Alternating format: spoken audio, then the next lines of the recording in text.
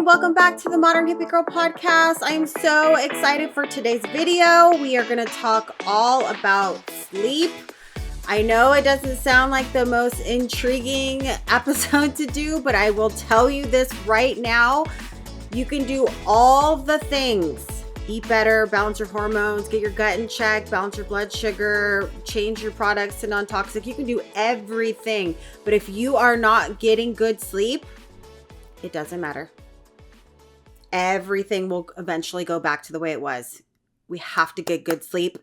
And we are going to talk about it today. And we are going to talk about how we can get better sleep, what happens while we're sleeping, and how you can really use your circadian rhythm to get your health back in check. All right, so let's get into it. Sleep is so vitally important. Not just sleep, deep REM sleep.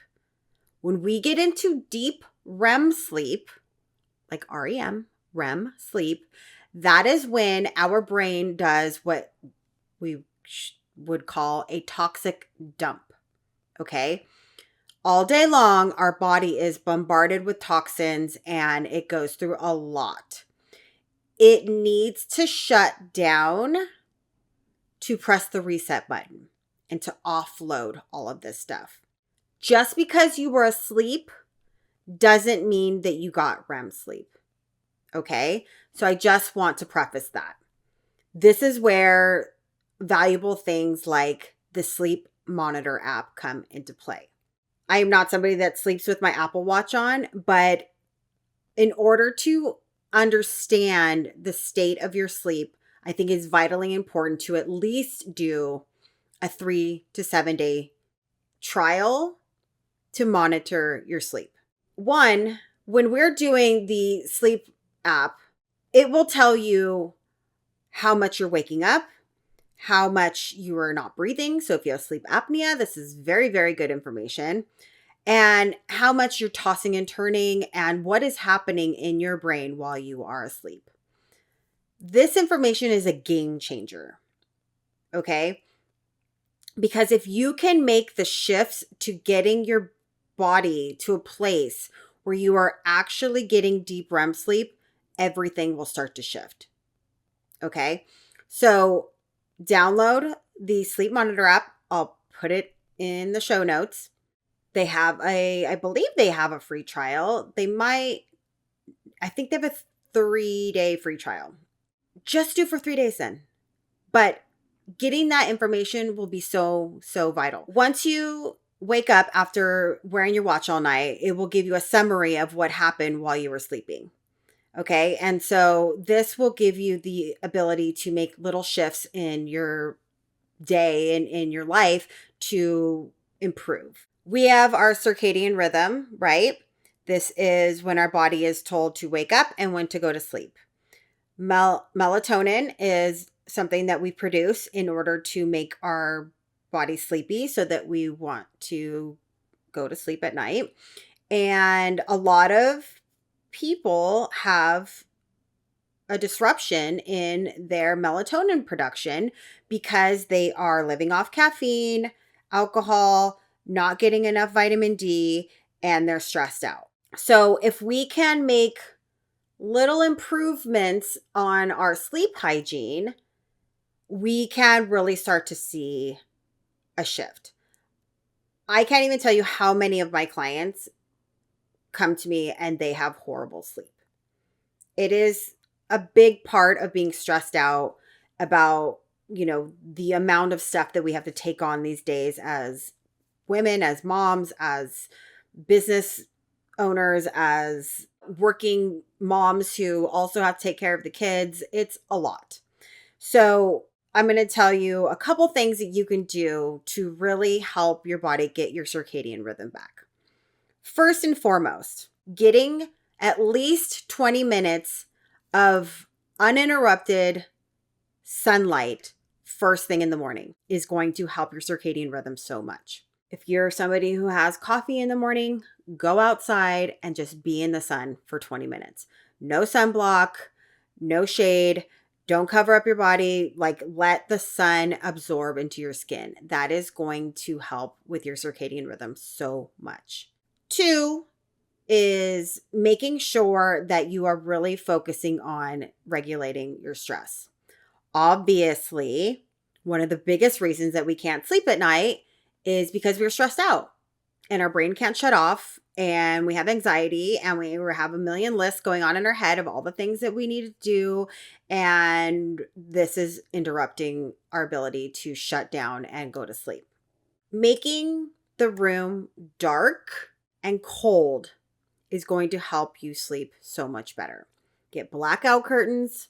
If you need to get an eye mask, get an eye mask.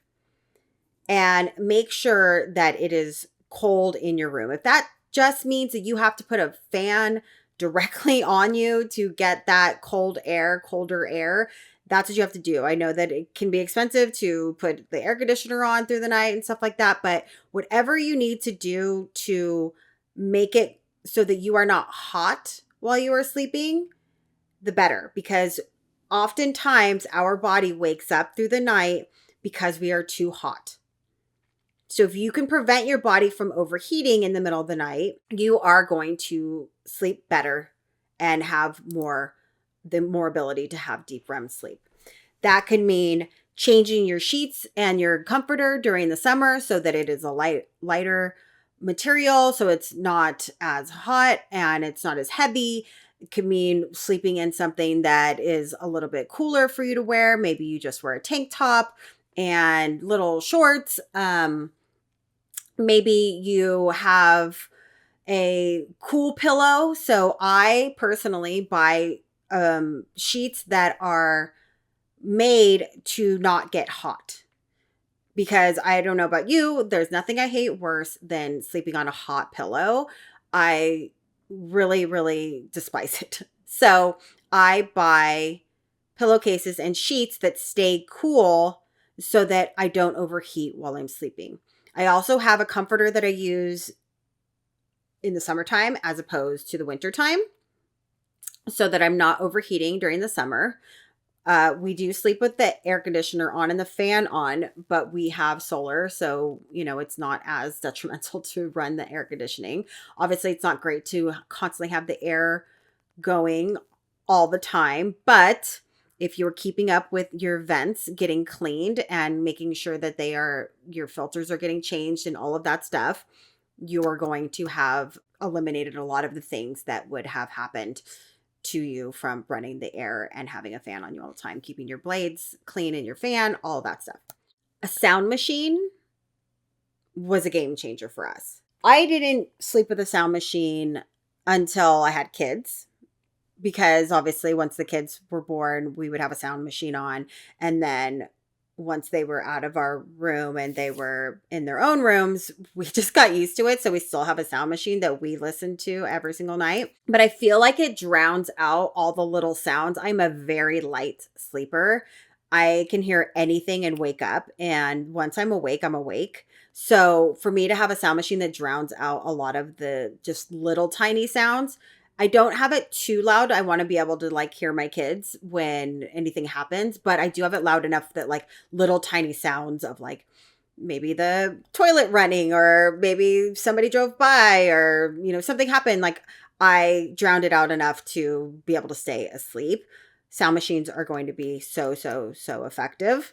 And then I want to talk about sleep aids, because I think most of us have heard of taking melatonin as our main thing that we can take in order to sleep through the night. But we want our body to create its own melatonin and not take a replacement melatonin. The more that we were taking a replacement melatonin, the more that our body is not producing its own melatonin, and the more that our circadian rhythm is not going to be on point.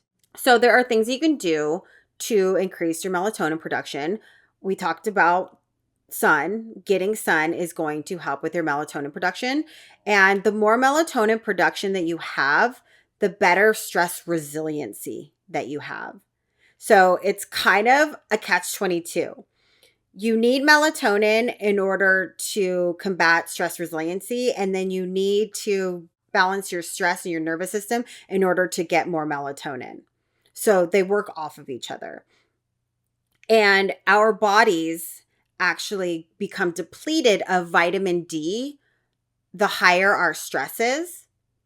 So getting sun, which helps our body create vitamin D, is going to help your body create stress resiliency, which is going to help with your melatonin production.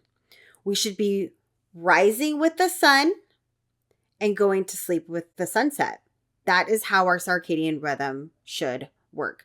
And I know that a lot of people end up making shifts where they're like night owls, or they sleep in, or they, don't go to sleep until after their kids are asleep. And that's, sometimes not till 10 or 11 o'clock at night. And then they still have to get up for work at 6 o'clock in the morning the next day. Believe me, I understand. I am there with you. That is our household.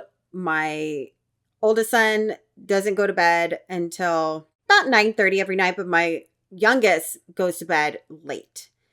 He is a 10:30 kind of kid, sometimes 11, which is hard. And I've talked about this on other podcasts, but both my kids have autism, and my youngest son, he wakes up often in the middle of the night. And once he's up, he's up.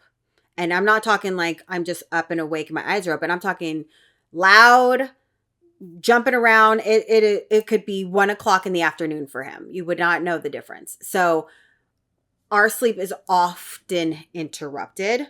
The more that your sleep is interrupted, the more that your nervous system is unable to have stress resiliency.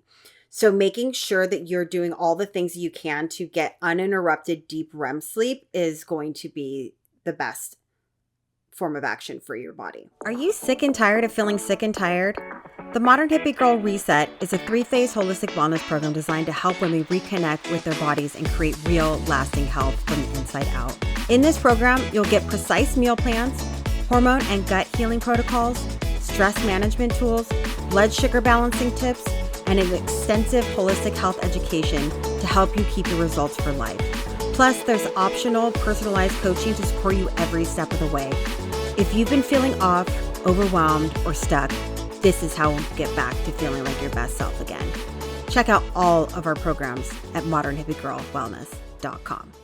There are sleep aids that are alternatives to melatonin, like valerian root is one that's really, really great for you. There are also sleep aids that help your body create more melatonin. And I think that's what we really, really want to focus on. We want to take a sleep aid that helps our body produce melatonin. Okay.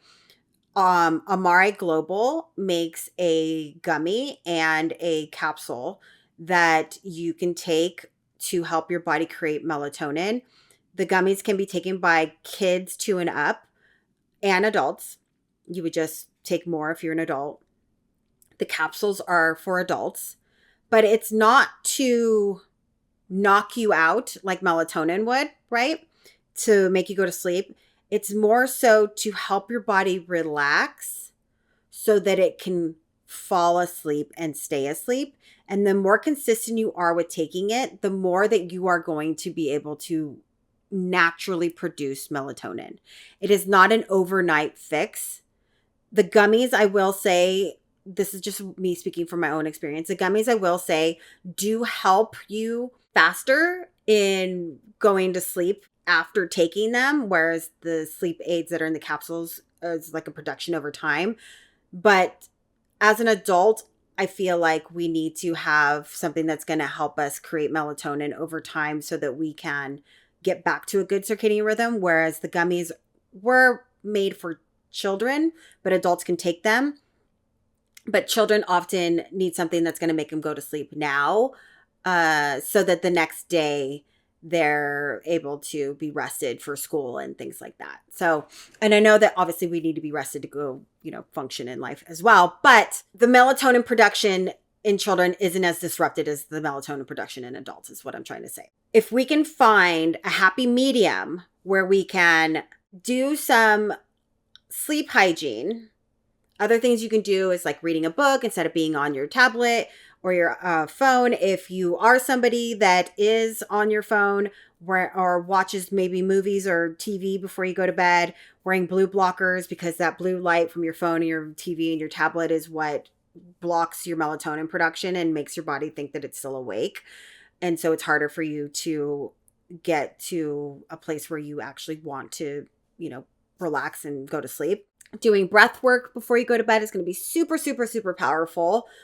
I like to either do a guided meditation where it's helping me to relax my brain and focus on visualization. There are guided meditations that help relax from head to toe. So it'll start off and it'll say, relax all of the hair follicles in your head. Now relax your eyebrows, and it'll just go down and down and down and down your body till you get to your toes. And by the time you get to your toes, your body is so relaxed, it just feels heavy, right? And so that's where your body needs to be in order to relax enough to go to sleep. There's also sleep meditations where they help your body to get to a more relaxed state. You can count backwards from 100. There are a lot of things that we can do. I'm not saying to do all of these things, but if you are somebody who really, really struggles with sleep, maybe you should. Until you figure out what works for you, try them all. Most of the time, you're going to need to do at least 4 or 5 of them on a constant basis every night before you go to sleep.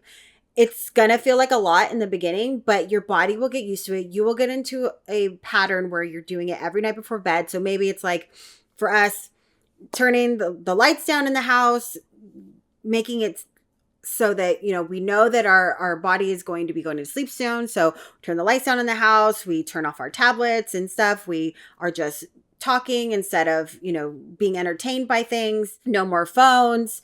And then, for kids, taking a bath. For us, getting our PJs on and then reading the kids a story. And then we're in bed and our lights are off and the sound machine is on and we are listening to, my husband and I often listen to sleep meditations together where we just play one and, it helps us both go to sleep.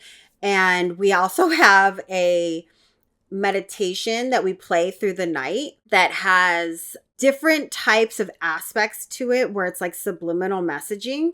If you guys don't know anything about subliminal messaging, I'm going to do a whole podcast on subliminal messaging because I think it's super, super powerful.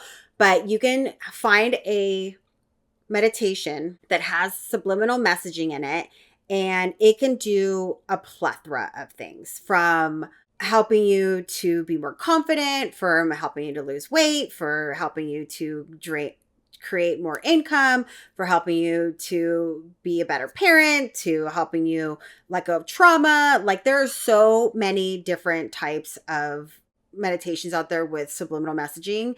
It's amazing. And so we just play them on, like, Mary Kate. You can find her on YouTube and on Instagram.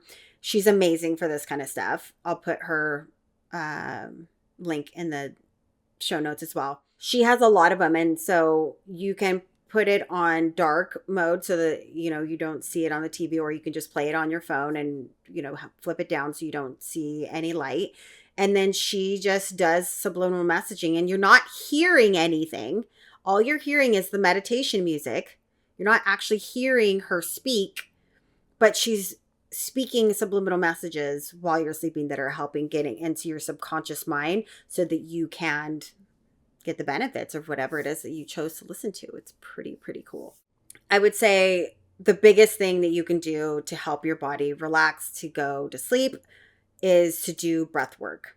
I have all of my clients doing breath work upon rising and before they go to bed.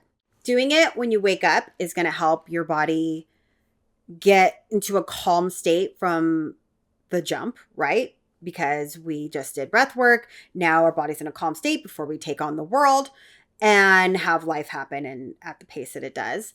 And then at night, when you do it before you go to bed, it calms your nervous system. And the calmer state that your nervous system is in, the better REM sleep you're going to have. I can't even tell you how much better my sleep has been since I've made it a point to do breath work before I go to bed. It's just been incredible.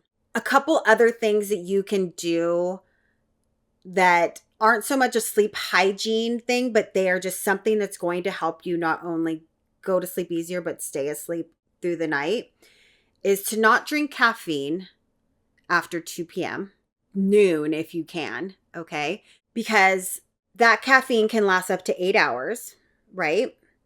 And if our brain is still wired, but we're tired, then it's going to be harder for us to calm down enough to go to sleep. And then if our body's on a calm state before we go to sleep, then we're not going to get deep REM sleep.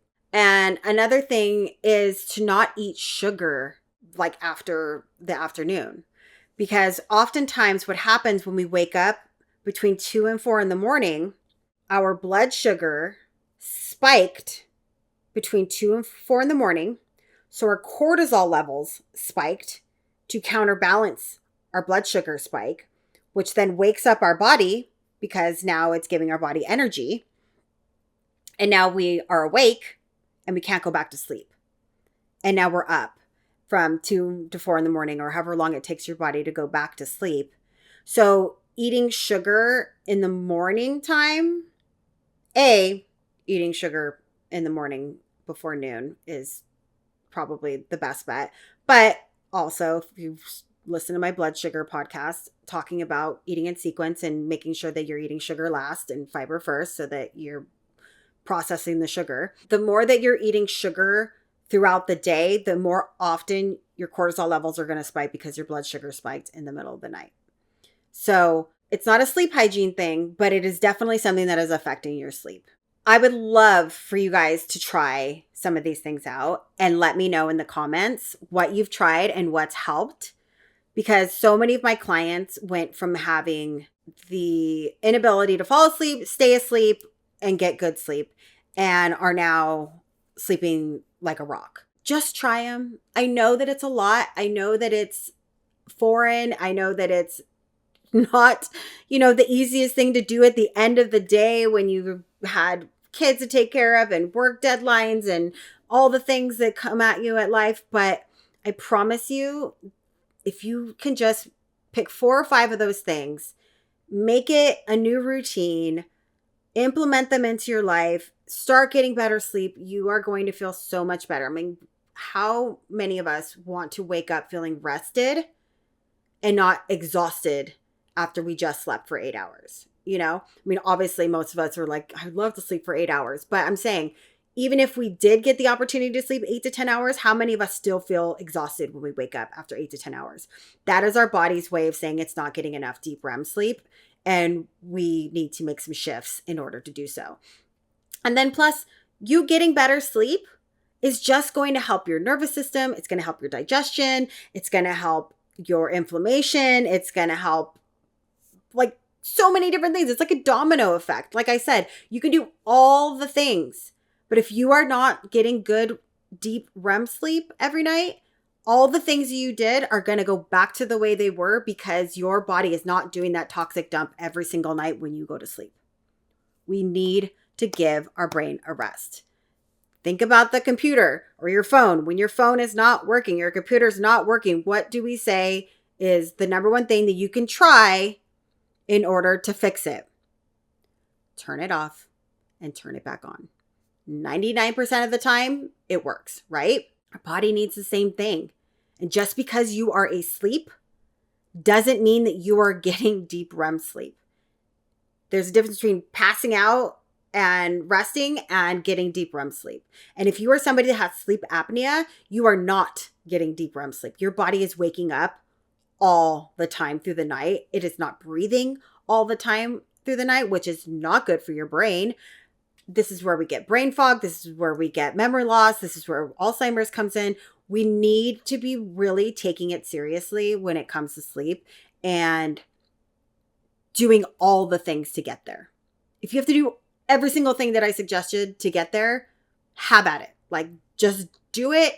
At one point, your brain will adjust, your body will adjust, your circadian rhythm will get back on track, your melatonin will be back in production, and you won't need to do all those things. But if you need to do all those things now in order to get there, do it. Your body will thank you for it. I'm going to stop there. I think that's enough sleep talk for today. But I wanted to do a podcast on sleep because it is so important. Oh, one last thing that I think will be the biggest reason why you will want to get deep REM sleep. Ladies especially. When we do not get deep REM sleep and we sleep less than 7 hours a night, our body automatically goes into a pre-diabetic state the next day, so that we are craving more sugar and carbs, which in turn makes us eat more, which generally we end up eating 500 to 800 more calories in a day, and your body cannot burn fat. No matter what you do, if you did not get more than 7 hours of deep REM sleep, your body cannot burn fat the next day. So if you are on a weight loss journey, but you're sleeping like crap, you're just hindering yourself from weight loss for that much longer. So make sure you are taking care of your sleep. All right, that's it for today. Thank you guys so much for hopping on. Again, if you like this episode, share it with somebody that popped into your head. Like and subscribe to my channel. Follow me on social media. I love you all. Thank you for watching. Thank you for listening. Bye.